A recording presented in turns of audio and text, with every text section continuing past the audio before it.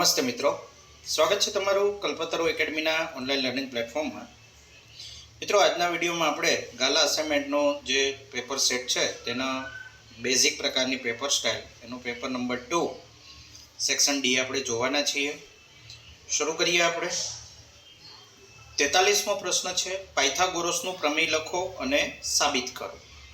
પાયથાગોરસના પ્રમેયની તમારે પહેલાં તો પ્રતિજ્ઞા લખવાની અને પછી સાબિત કરવાનું, રાઈટ? તો ડાયરેક્ટ તમને આવી રીતે સૂચના આપી દેતા હોય છે, પાયથાગોરસનું પ્રમેય લખો અને સાબિત કરો. તો સર્વપ્રથમ તો પાયથાગોરસનું પ્રમેય છે શું? તો કે કાટકોણ ત્રિકોણમાં કર્ણનો વર્ગ, એટલે કે જે કર્ણ કાટખૂણાની સામેની જે બાજુ છે, રાઈટ, એની સામેની બાજુ એ કર્ણ કહેવાય. મોસ્ટ ઓફ આપણે આ રીતે ચિત્ર દોરતા હોઈએ છીએ, આ પ્રકારે. તો કાટખૂણો બનાવતી આ જે બાજુ છે એની સામે જે હોય એને આપણે કર્ણ કહીએ. તો આ કર્ણ એ બાકીની બે બાજુઓના વર્ગ, એટલે કે આ એક બાજુ તો આવી ગઈ, તો એ સિવાય બે બાજુઓ બાકી વધી, તો આ બે બાજુઓના વર્ગ કરવાના છે અને પછી એનો સરવાળો કરવાનો છે. તો એ આપણી પ્રતિજ્ઞા થશે. કાટકોણ ત્રિકોણમાં કર્ણનો વર્ગ બાકીની બે બાજુઓના વર્ગોના સરવાળા જેટલો હોય છે. આ એની પ્રતિજ્ઞા છે જે આપણે સાબિત કરવાનું છે. હવે સાબિત કરવા માટે જે રીત છે એમાં સર્વપ્રથમ મિત્રો તમારે પક્ષ લખવાનું, ત્યારબાદ સાધ્ય લખવાનું, તે પછી આકૃતિ આવતી હોય છે અને પછી સાબિતી આવતી હોય છે, રાઈટ? તો પક્ષ એટલે શું? પહેલા તો આપણે પક્ષ જોઈએ. તો પક્ષ એટલે તમને જે પ્રતિજ્ઞા આપી છે, રાઈટ, એમાં જેટલી માહિતી આપી દીધી હોય એને પક્ષ કહેવાય. તો કે તમને કાટકોણ ત્રિકોણ આપી દીધો છે. કાટકોણ ત્રિકોણ એટલે ત્રિકોણ એબીસી અને એમાં ખૂણો બી કાટખૂણો છે, રાઈટ? તો આ આપણો પક્ષ થાય. હવે સાધ્ય એટલે શું? તો તમને એવું કીધું છે કે કર્ણનો વર્ગ બાકીની બે બાજુના વર્ગના સરવાળા જેટલો હોય છે. આ આપણું સાધ્ય, એટલે કે જે સાબિત કરવાનું છે, રાઈટ? તો કર્ણનો વર્ગ એટલે આપણે જે ત્રિકોણનું નામ લીધું છે એબીસી, તો એમાં એસી કર્ણ થશે, એટલે એસીનો વર્ગ બાકીની બે બાજુ એબી અને બીસી એનો વર્ગનો સરવાળો, એટલે AB square plus BC square એના બરાબર હોય છે એવું આપણે સાબિત કરવાનું છે. હવે ઘણીવાર મિત્રો શું થાય છે કે પ્રતિજ્ઞા જે છે એ ડાયરેક્ટ તમને એવી રીતે આપી દેતા હોય છે કે કાટકોણ ત્રિકોણ PQR, રાઈટ? તમને આવી રીતે નામ આપી દીધું હોય, કાટકોણ ત્રિકોણ PQRમાં PQ સ્ક્વેર બરાબર PR સ્ક્વેર વત્તા QR સ્ક્વેર, રાઈટ? હવે આમાં ઘણા મિત્રો કન્ફ્યુઝ થઈ જતા હોય છે કે હવે આમાં કાટખૂણો કયો, બરાબર? તો કાટખૂણો મિત્રો અહીં ધ્યાનથી તમે જુઓ, આર બંનેમાં આવે છે, તો આર કાટખૂણો થશે, કેમ કે અહીં બી કાટખૂણો હતો તો બી બંનેમાં આવે છે, રાઈટ? જે બંનેમાં આવતું હોય એ કાટખૂણો હોય એટલું ધ્યાનમાં રાખવાનું. અથવા જે કર્ણમાં ન હોય એ કાટખૂણો હોય, તો કર્ણમાં પી અને ક્યુ છે, આર નથી, તો એ આપણો કાટખૂણો થાય, રાઈટ? તો તમને XYZ ત્રિકોણ આપે, એબીસી ત્રિકોણ આપે, અથવા આ રીતે તમને લખીને પણ આપે, અથવા તમને આ રીતે લખી અને પછી સાબિત કરવા કીધું હોય, તો બધી રીતે તમને ખ્યાલ હોવો જોઈએ. તો સાધ્ય છે એસી સ્ક્વેર બરાબર AB square plus BC square. ત્યારબાદ આપણે આકૃતિ જોઈ. હવે આકૃતિની અંદર આપણે શું કરીએ છીએ તો કે લંબ લઈએ છીએ. આપણો જે કર્ણ એસી છે એના ઉપર બીમાંથી ડી એવો લંબ લઈએ છીએ, એટલે બે ત્રિકોણ બને છે, રાઈટ? તો બીડી લંબ એસી દોરો. સાબિતી માટે તમારે જે વસ્તુ લેવી હોય બધી લઈ શકો છો, એવો ગણિતનો કોઈ નિયમ નથી કે ના લેવું, પણ ગણિતના નિયમોનું પાલન થતું હોવું જોઈએ, આ એની પૂર્વ શરત છે. તો આપણે બીડી લંબ એસી લીધો, ડી એ એસી ઉપર આવેલું બિંદુ છે. આથી પ્રમેય 6.7 એટલે કે જે આપણો સપ્રમાણતાનો મૂળભૂત પ્રમેય છે એ, બરાબર? તો એ પ્રમેય મુજબ એડીબી અને એબીસી, ત્રિકોણ એડીબી અને ત્રિકોણ એબીસી, મોટો ત્રિકોણ અને નાનો ત્રિકોણ, આ બંને એકબીજા સાથે સમરૂપ છે. કેવા છે? સમરૂપ, રાઈટ? તો એડી અપોન એબી બરાબર એબી અપોન એસી. જે નાનો ત્રિકોણ છે એની બાજુ આપણે એડી લીધી, તો મોટા ત્રિકોણની એબી બાજુ થશે, રાઈટ? એવી જ રીતે એબી લીધી, નાના ત્રિકોણની એબી બાજુ લઈએ તો મોટા ત્રિકોણની એસી થશે. ઓકે, તો અહીં તમે ક્રોસ ગુણાકાર કરી નાખો તો એડી ગુણ્યા એસી બરાબર એબી સ્ક્વેર. એવી જ રીતે બીજો ત્રિકોણ, હવે બીજો ત્રિકોણ કયો છે મિત્રો? ધ્યાનથી જુઓ તો BDC આ બીજો ત્રિકોણ છે અને મોટો ત્રિકોણ ABC છે, રાઈટ? તો અહીં બંને ત્રિકોણ સમરૂપ થશે. એમાં પણ CD અપોન BC બરાબર BC અપોન AC. હવે આપણે જે BC છે એનો ગુણાકાર કરીએ, AC અને CD નો ગુણાકાર કરીએ તો CD ગુણ્યા AC બરાબર BC સ્ક્વેર. જે બે પરિણામ મળ્યા એને આપણે નંબર આપી દઈએ 1 અને 2. હવે 1 અને 2 નો સરવાળો લેવાનો છે. સરવાળો લેવો એટલે શું? તો કે ડાબી બાજુનો સરવાળો અને જમણી બાજુનો સરવાળો. તો આપણે AD ગુણ્યા AC છે એ લીધું અને CD ગુણ્યા AC છે એ લીધું. આ બંનેનો સરવાળો આપણે અહીંયા લીધો છે. તો AD ગુણ્યા AC પ્લસ CD ગુણ્યા AC બરાબર AB square plus BC square. હવે અહીંયા ધ્યાનથી જુઓ તો બંનેમાંથી આપણે AC કોમન કાઢી લઈએ તો અંદર AD ગુણ્યા CD વધે છે. તો AC કોમન કાઢ્યું છે. હવે સામેની બાજુ AB square plus BC square તો છે જ, એટલે આપણો આ ભાગ તો આવી જ ગયો, રાઈટ? આપણે માત્ર AC કરવાનું છે. તો ધ્યાનથી જુઓ તો કે AD અને DC આ બંનેનો સરવાળો કરી નાખીએ તો આપણને AC મળે છે, રાઈટ? કારણ કે D બિંદુ એ AC પરનું બિંદુ છે એટલે એ એનો ભાગ કરતું બિંદુ છે. તો સરવાળો એ AC બરાબર થાય. તો AC ગુણ્યા AC બરાબર AB square plus BC square. હવે બે વાર AC નો ગુણાકાર એટલે AC સ્ક્વેર. તો AC સ્ક્વેર બરાબર AB square plus BC square. જો તમને PQR આપ્યો હોય તો તમારે અહીંયા PQRS કે જે તમારે નામ લેવું હોય લઈ લેવાનું અને પછી જ્યાં જ્યાં A છે ત્યાં P, B છે ત્યાં Q, C છે ત્યાં R અને D છે ત્યાં S. આ રીતે રિપ્લેસ કરી દો એટલે તમારો પ્રમેય સાબિત થઈ જતો હોય છે. તો આ હતો આપણો પાયથાગોરસનો પ્રમેય.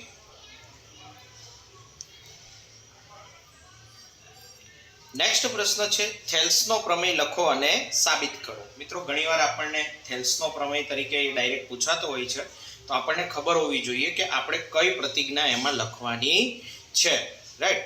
તો થેલ્સનો પ્રમેય જે છે એ એવું કહે છે કે જો કોઈ ત્રિકોણની એક બાજુને સમાંતર દોરેલી રેખા બાકીની બે બાજુને ભિન્ન બિંદુઓમાં છેદે તો તે બાજુઓ પર કપાતા રેખાખંડો એ તે બાજુઓનું સપ્રમાણમાં વિભાજન કરે છે.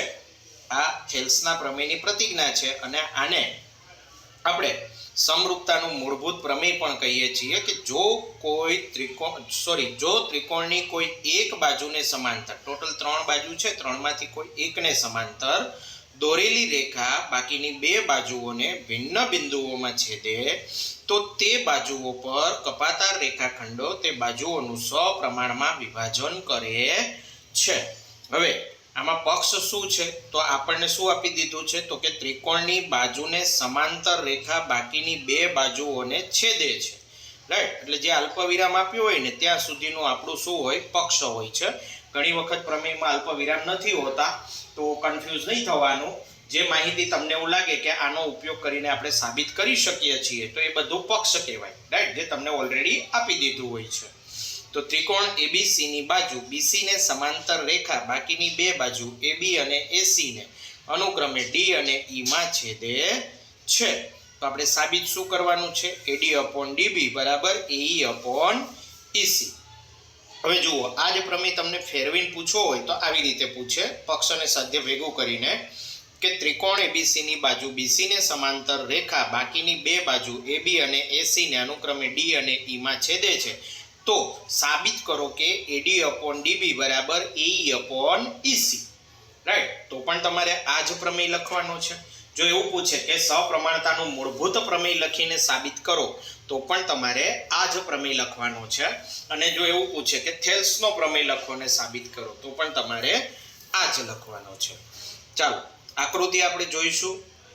ત્રિકોણ ABC આપણે લીધો છે, એમની અંદર DE એ BC ને સમાંતર રેખા છે, રાઈટ? હવે આપણને આ બેથી માત્ર કામ નહીં થાય તો આપણે શું કરવાનું છે કે BE અને CD, B બિંદુમાંથી E સુધીનો તથા C બિંદુમાંથી D સુધીનો, રાઈટ?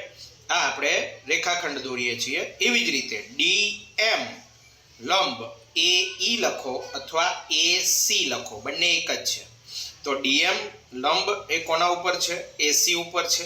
એવી જ રીતે EN લંબ એ કોના ઉપર છે? AB ઉપર છે. રાઈટ, આની આપણે જરૂર હતી એટલે આપણે લઈ લીધા. હવે લંબ શા માટે લીધા? તો કે ત્રિકોણનું ક્ષેત્રફળનું સૂત્ર છે 1/2 પાયો ગુણ્યા વેધ.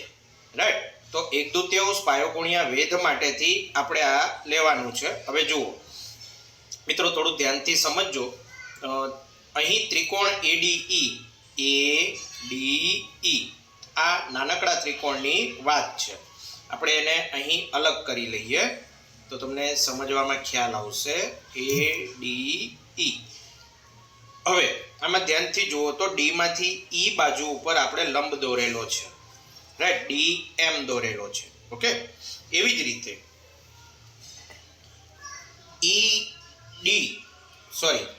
EN લંબ દોરેલો છે.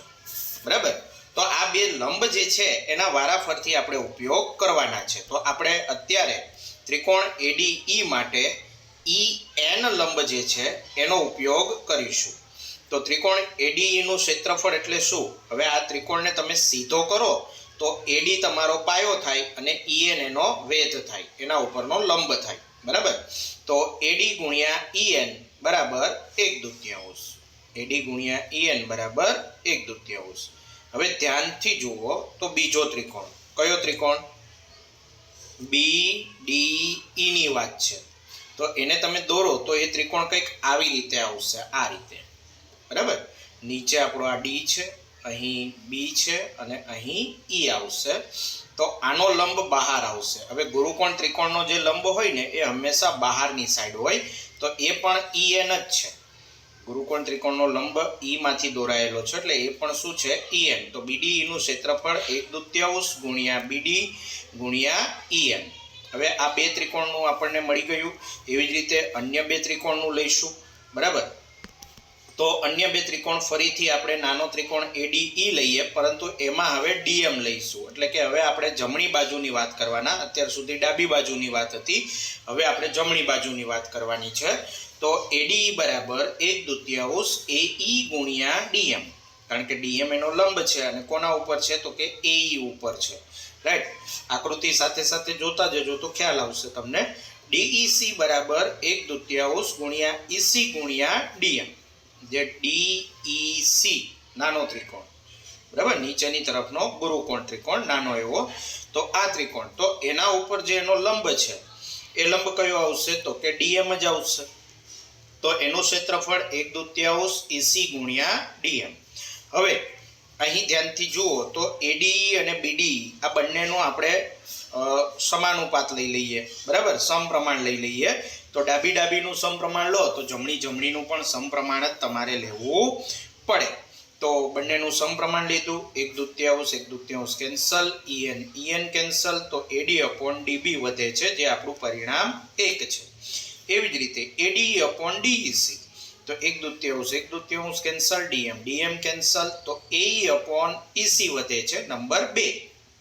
હવે એક નાનકડી એવી બાબત છે કે ત્રિકોણ BDE અને ત્રિકોણ DEC, ધ્યાનથી જુઓ, BDE અને ત્રિકોણ DEC આ બે ત્રિકોણ જે છે એ બે સમાંતર રેખા ઉપર આવેલા અને એક જ પાયામાંથી બનેલા. રાઈટ, પાયો કયો છે? DE. આપણે ઊંધું કરી નાખ્યું છે, આ DE એકચ્યુઅલી ઉપર છે, પણ સમજવા માટે આ રીતે કરીએ. રાઈટ, તો એક આવશે આપણું બિંદુ B, ઓકે, અને બીજું આવશે બિંદુ C. તો DBE ત્રિકોણ અને DCE ત્રિકોણ બંનેનો પાયો એક છે, બંને સમાંતર રેખાઓની વચ્ચે આવેલા છે. તો આનો નિયમ છે કે આ બંને ત્રિકોણના ક્ષેત્રફળ કેવા હોય? સમાન હોય. BDE આપણો આ ત્રિકોણ છે, જ્યારે CDE આ ત્રિકોણ છે. તો બંને ત્રિકોણ સમક્ષેત્રી હોય છે. એટલે તમે ધ્યાનથી જુઓ તો ડાબી બાજુ બંનેની સરખી થઈ જશે, કારણ કે BDE અને DEC બંને સરખા થઈ ગયા. રાઈટ, તો પરિણામ 1, 2 અને 3 આ બધાનો આપણે ઉપયોગ કરીએ એટલે આપણું જે સાધ્ય છે એ આપોઆપ આપણને પ્રાપ્ત થઈ જાય છે. કારણ કે ડાબી બાજુ સરખી થઈ જાય તો આપોઆપ જમણી બાજુઓ પણ સરખી થઈ જતી હોય છે. તો આ તો આપણો થેલ્સનો પ્રમેય અથવા સમપ્રમાણતાનું મૂળભૂત પ્રમેય. ઓકે, તો આ રીતે તમારે લખીને સાબિત કરવાનો છે. નેક્સ્ટ છે 44મો પ્રશ્ન. 7.6 સેન્ટીમીટર લંબાઈનો રેખાખંડ દોરી તેનું 5:8 ગુણોત્તરમાં વિભાજન કરો અને બંને ભાગ જે છે એના માપ લેવાના છે. મિત્રો ઘણા મિત્રો કમેન્ટ કરતા હોય છે કે સર મોસ્ટ આઈએમપી આપો. તો જે આખું 12મું ચેપ્ટર છે રચનાનું, રાઈટ, સોરી 11મું ચેપ્ટર, તો એ ચેપ્ટર તમારું સંપૂર્ણપણે આઈએમપી છે. કારણ કે અત્યાર સુધી બોર્ડના પેપરો જે છે એ પેપરોમાંથી એવું જોવા મળ્યું છે કે રચના વગેરે જે છે એ આપણી જે ચોપડીની અંદર છે એ જ પૂછાતી હોય છે, એમાં બહુ કંઈ ફેરફાર એ લોકો કરતા નથી, રાઈટ. એટલે રચનાઓ તો ખાસ તમારે કરી જ જવાની. હવે અહીં પણ પક્ષ, કૃત્ય, રચના અને રચનાના મુદ્દા, આવા 4 ભાગ આવશે. તો આપણે પક્ષ જોઈએ. 7.6 સેન્ટીમીટર લંબાઈનો રેખાખંડ AB આપેલો છે. પક્ષ એટલે તમને જે આપી દીધું હોય તે. કૃત્ય એટલે શું? તો જે કરવાનું છે તો AB નું 5:8 વિભાજન કરતું બિંદુ C મેળવવું અને AC તથા BC માપવા. આપણે AC અને BC માપવાના છે. તો હવે આપણે શું કરીશું, પહેલા રચના સમજી લો મિત્રો. સર્વપ્રથમ તમારે 7.6 સેન્ટીમીટર માપનો રેખાખંડ AB દોરી લેવાનો. એ પછી નીચેની તરફ અથવા ઉપરની તરફ તમને જ્યાં યોગ્ય લાગે ત્યાં, અહીંયા નીચે દોરો અથવા ઉપરની તરફ દોરો, કોઈ ફરક નહીં પડે, રાઈટ. તો ઉપર અથવા નીચે, અહીંયા ચાલો નીચે લીધું છે તો આપણે નીચેની બાજુએ સમજીએ. તો નીચેની બાજુએ તમારે કિરણ AX લેવાનો છે. હવે આ કિરણ કેવડું લેવાનું તો તમને એ કેમ ખબર પડશે, તો જે વિભાજન આપેલું છે 5:8, આનો સરવાળો કરવાનો, રાઈટ. તો 8 ને 5 13, ઓકે. તો 13 ભાગ એના સરખા કરી શકાય એટલું તમારે એની લંબાઈ લેવાની છે, ઓકે. હવે આપણે એક નિશ્ચિત માપ લઈ લઈએ. જે પરિકર છે, પરિકરને ખોલી અને એક નિશ્ચિત માપ લઈ લેવાનું. કોઈ પણ માપ તમે લઈ શકો છો, રેન્ડમ, પણ બહુ મોટું નહીં લેવાનું. 1 થી 1.5 સેન્ટીમીટરની આસપાસનું તમારે લેવાનું છે. તો આપણે અહીં A ઉપર પરિકરને મૂકી અને પછી આ રીતે ચાપ મારીએ તો એ ચાપ થાય A1. ત્યારબાદ A1 ઉપર પરિકર મૂકી બીજી ચાપ મારો તો A2 ઉપર પરિકર મૂકી A3. એ રીતે 4, 5, 6 થી લઈ અને A13 13 ચાપ આપણે મારવાની છે. કારણ કે ટોટલ 13 ભાગ કરવાના છે. હવે શું કરવાનું તો કે A13 અને B આને જોડી દેવાનો છે, રાઈટ. હવે શું થશે તો કે A13B એને સમાંતર હોય એવી A5 માંથી. હવે શા માટે A5 માંથી તો કે 5:8, બરાબર. તમારે 5 અને 8 આવા 2 ભાગ પાડવાના છે. તો જે 5મી ચાપ હોય ત્યાંથી તમારે લેવી પડે, ઓકે. તો આ 2 સમાંતર રેખાઓ તમારે દોરવાની છે. હવે સમાંતર રેખાઓ દોરવી હોય તો એના માટેનું શું છે, એક સિમ્પલ કે આ રીતે તમે એક રેખા લીધી છે તો એના એક બિંદુએથી તમે ચાપ મારો, રાઈટ. આ રીતે તમે ચાપ મારી દીધી છે, ઓકે. હવે આ જે ચાપ છે તો તમે પહેલા તો એક આ રીતે ખૂણો લઈ લો. હવે ધ્યાનથી જુઓ તો ચાપ બંને જગ્યાએ છેદે છે, રાઈટ. આ બંને ચાપ શું કરે છે, એકબીજીને છેદે છે. તો ધારો કે તમને અહીં કોઈ બિંદુ આપેલું છે તો આ બિંદુએથી તમારે આ જ માપની એવી ચાપ બીજી લેવાની છે. તો આ પ્રકારે આપણે ચાપ લઈએ. હવે અહીંયા પરિકર મૂકો અને અહીંયાથી તમારે પેન્સિલનું માપ લેવાનું. તો એ જ સેમ વસ્તુ અહીંયા કરશો. આ 2 બિંદુઓને જોડો એટલે બંને રેખાઓ એકબીજાને સમાંતર પ્રાપ્ત થાય. તો અહીંયા પણ આપણે એ જ કરેલું છે કે A13 ઉપર રાખી અને ચાપ મારી. તો એવી જ રીતે A5 ઉપર રાખી, એ જ માપની ચાપ છે, માપ બદલ્યું નથી. આ બંને માપ સરખા છે, રાઈટ. હવે શું કરવાનું છે તો કે તમારે આ જે રેખા છે અહીં જ્યાં ચાપ છેદે છે, બરાબર. હું તમને બિંદુ હાઇલાઇટ કરી બતાવું છું. આ બિંદુ, તો અહીંયા પરિકર રાખવાનું છે અને સામે પેન્સિલ ખોલવાની છે. એટલું જ તમારે અહીં પરિકર રાખી અને ચાપ મારવાની છે અને A5 તથા 2 બિંદુને જોડી દેવાના. એટલે તમારી આ જે A13B અને A5C આ બંને તમારી રેખાઓ સમાંતર હોવી જોઈએ. જો સમાંતર હોય તો તમારી રચના સાચી છે, રાઈટ. બીજું કે જે 2 ભાગના માપ તમારે લેવાના છે, આ બંનેના માપનો સરવાળો પણ 7.6 આવશે. જો થોડું ઘણું આગળ પાછળ થાય તો ક્યાંક રચનામાં તમારી ભૂલ હશે, તો એકાદ માર્ક્સનો એમાં ફેર પડી શકે છે, અડધાથી 1 માર્ક્સનો, એટલે એ ટેન્શન લેવા જેવી બાબત નથી. પરંતુ જો તમારા માપમાં બહુ મોટો ફરક આવે, બરાબર, તો ઘણું બધું તમારે નુકસાન થઈ શકે છે. એટલે હંમેશા એ વસ્તુ ધ્યાનમાં રાખવાની. જો અહીંયા તમને માપ આપેલા છે 2.9 અને 4.7, તો ધારો કે તમારા 3.0 આવ્યું અને 4.6 આવ્યું તો આ ભૂલ માફ થાય, અથવા ધારો કે 2.8 આવ્યું અને 4.8 આવ્યું તો આ ભૂલ તમને એટલું બધું નુકસાન નહીં કરાવે. પરંતુ જો તમે 3.2 લખીને આવો, રાઈટ, અને અહીં 4.4 લખીને આવો તો આ બહુ મોટી ભૂલ છે, 3 mm ની ભૂલ છે. એટલે તમારી રચનામાં ઘણી બધી મિસ્ટેક રહેલી છે, એટલે તમારા માર્ક્સ કપાઈ જાય. તો પ્રમેય અને રચના એ આપણા રોકડિયા માર્ક્સ છે મિત્રો, બેઝિક પ્રકારના પેપર માટે, એટલે એમાં ખાસ ધ્યાન આપવાનું, રાઈટ. મુદ્દાઓમાં શું લખવાનું? તો જે કામ આપણે કરતા ગયા એ જ લખવાનું કે પહેલા તો આપણે AB દોરી, એની સાથે લઘુકોણ બનાવે એવું કિરણ AX લીધું.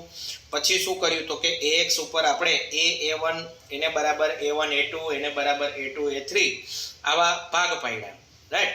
હવે જુઓ, આમાં છે ને તમને આ લખી આપ્યું છે કે બિંદુઓના સ્થાન નક્કી કરો, તો આવું બધું લખવાની જરૂર નથી, તમે શોર્ટમાં લખી શકો છો. ત્યારબાદ BA13 ની રચના કરી અથવા જોડો. ત્યારબાદ અહીં જે લાંબો મુદ્દો લખ્યો છે તો તમે શોર્ટમાં આવું લખી શકો કે A13B એને સમાંતર હોય તેવી A5C આની આપણે રચના કરી. આ જે લાંબુ લખ્યું છે કે C બિંદુમાં છેદે, ખૂણો A13B ને સમાન હોય તેવો ખૂણો A5C રચો, બરાબર. તો આ બધું લખવાની જરૂર નથી, ડાયરેક્ટ તમે આ રીતે શોર્ટમાં મુદ્દો લખી શકો છો, A13B સમાંતર A5C, રાઈટ. પછી લખવાનું કે આ રીતે મળતું બિંદુ C એ 5:8 ગુણોત્તરમાં વિભાજન કરતું બિંદુ છે, એટલે કે AC/CB બરાબર 5:8. તો AB ના બે ભાગમાં આપતા AC એ આપણને 2.9 મળે છે અને BC આપણને 4.7 મળે છે. હવે જે નીચે યથાર્થતા આપી છે મિત્રો, તો આ યથાર્થતા તમારે લખવાની જરૂર નથી, રાઈટ. રચનાની અંદર તમારે યથાર્થતા લખવાની જરૂર નથી. ચલો આગળ વધીએ. 45મો પ્રશ્ન છે. નીચે આપેલા 165 અવલોકનો ધરાવતા આવૃત્તિ વિતરણનો બહુલક 34.5 છે. તો તમારે એના ઉપરથી ખૂટતી આવૃત્તિ A અને B શોધવાની છે. મિત્રો આ વર્ષના પેપર થોડા ગયા વર્ષની કમ્પેરિઝનના પેપરની સરખામણી કરીએ તો આ વર્ષે થોડું અઘરું રહેશે, રાઈટ. કારણ કે ગયા વર્ષે અભ્યાસક્રમ ચાલ્યો નહોતો, પરંતુ આ વર્ષે રેગ્યુલર ચાલ્યો છે, એટલે પેપર થોડા અઘરા આવશે. પણ અઘરા એટલે કેવા? તો કે આવા દાખલાઓ મૂકી દેશે, રાઈટ. તો અહીં ગભરાવાની કોઈ જરૂર નથી, સિમ્પલ દાખલાઓ છે. સર્વપ્રથમ તો તમને એના સૂત્રો આવડતા હોવા જોઈએ, ઓકે. તો સર્વપ્રથમ જુઓ તો કે આપણને કુલ 165 અવલોકન આપ્યા છે. તો અહીં સરવાળો કરો આવૃત્તિઓનો તો 5 + 11 + A + 53 + B + 16 + 10 એને બરાબર 165. એટલે એક સમીકરણ તમને મળે AB બરાબર 70. કેમ મળ્યું? તો આ બધાનો સરવાળો કર્યો, 95 આવ્યો, 95 સામે લઈ જઈએ, બાદ થઈ જશે એટલે 70 વધશે. તો A + B બરાબર 70. આ સમીકરણને સાચવીને મૂકી દેવાનું, રાઈટ. હવે બહુલક 34.5 આપ્યો છે, તો ધ્યાનથી જુઓ તો કે 34.5 એ ક્યાં આવે? તો 32 થી 41 ની અંદર એનો સમાવેશ થાય. જુઓ અહીંયા દેખાય છે 53, પણ આપણને A ની વેલ્યુ ખબર નથી, એટલે આપણે એવું ધારી લઈએ કે અહીંયા 34.5 છે. એટલે બહુલકીય વર્ગ કયો થાય આપણો? 32 થી 41. હવે બહુલકીય વર્ગની અધસીમા એટલે આગળનો આંકડો. અધસીમા એટલે બધા વર્ગમાં આગળનો આંકડો હોય એ અધસીમા, પાછળનો આંકડો હોય એ ઉધ્વસીમા, રાઈટ. તો અધસીમા 32 છે. ત્યારબાદ h સૂત્રના જે મૂલ્યો છે એ મૂલ્યોની વાત અહીં કરેલી છે. તો h આવે છે, એ h એટલે શું? તો કે વર્ગની લંબાઈ. હવે એ કઈ રીતે મળે આપણને? તો કે 41 માંથી તમે 32 બાદ કરો તો એ મળી જાય તો કે 9, રાઈટ. ત્યારબાદ f1 એટલે બહુલકીય વર્ગ જે છે, ઓકે, બહુલકીય વર્ગ એને આવૃત્તિ, તો એની આવૃત્તિ 53 છે. એટલે આને તમે f1 કહો તો આગળ 0 આવે અને પાછળ 2 આવે. આંકડાઓ જે છે તો 0 1 2 3 આ ક્રમમાં આપણે કહેતા હોઈએ. તો અહીં f1 થાય, તો અહીં f0 થાય અને આ f2 થશે, ક્લિયર? હવે આ જે વસ્તુઓ છે એ બધાની કિંમત આપણે સમીકરણમાં મૂકવાની છે, સૂત્રમાં. તો સૂત્ર છે z બરાબર, z એટલે બહુલક, z બરાબર l plus f1 minus f0 upon 2f1 minus f0 minus f2 ગુણ્યા h. કંઈ કરવાનું નથી, બધાની કિંમતો મૂકીને સાદુરૂપ આપી દો. રાઈટ, જ્યાં a અને b છે તો પહેલાં તમે કાઉન્સના કામ કરો, 32 ને બાદ સામે લઈ જાઓ તો 2.5 થઈ ગયા. ત્યારબાદ 9 છે તો 9 એને તમારે અત્યારે એમનેમ રાખો, ઉપર કાઉન્સ અને નીચેના કાઉન્સનું કામ કરો તો 106 ઓછા a વત્તા b. હવે ધ્યાનથી જુઓ તો a વત્તા b ની કિંમત 70 તમને આપેલી છે, એ કિંમત અહીંયા મૂકો એટલે 53 ઓછા a અપોન 36 થઈ ગયા. 9 અને 36 નો ભાગ ચાલી જાય છે તો 4 આવ્યા, 4 ઉચકીને સામે લઈ જાઓ 10 આવ્યા. 10 ને બાદ કરો તો એની વેલ્યુ મળે છે તમને 43. હવે આ જે વેલ્યુ છે એને તમે અહીં બી સમીકરણની અંદર મૂકો એટલે b ની વેલ્યુ મળે તો 43 + b બરાબર 70, અને 70 માંથી 43 જાય તો 27, એટલે a આવે છે 43 અને b મળે છે આપણને 27. તો આ રીતે તમે એની ખૂટતી આવૃત્તિ શોધી શકો છો. તો મિત્રો અહીંયા આપણો આ સેશન પૂરો કરીએ છીએ. નેક્સ્ટ સેશનની અંદર આપણે પેપર 3નો વિભાગ ડી પણ જોઈશું, અને આમની જે પીડીએફ છે એની લિંક નીચે ડિસ્ક્રિપ્શન બોક્સમાં મળી જશે, તો ત્યાંથી તમે ડાઉનલોડ કરી શકો છો. ફ્રી ઓફ કોસ્ટ ડાઉનલોડ છે મિત્રો. ને પરીક્ષા માટે તમને બેસ્ટ ઓફ લક. સંપૂર્ણ પેપર સોલ્યુશન તમને આપણી ચેનલ ઉપર મળી જશે, બરાબર? તો ચેનલ સાથે જોડાયેલા રહેવા વિનંતી છે. મળીએ મિત્રો નેક્સ્ટ વિડીયોમાં.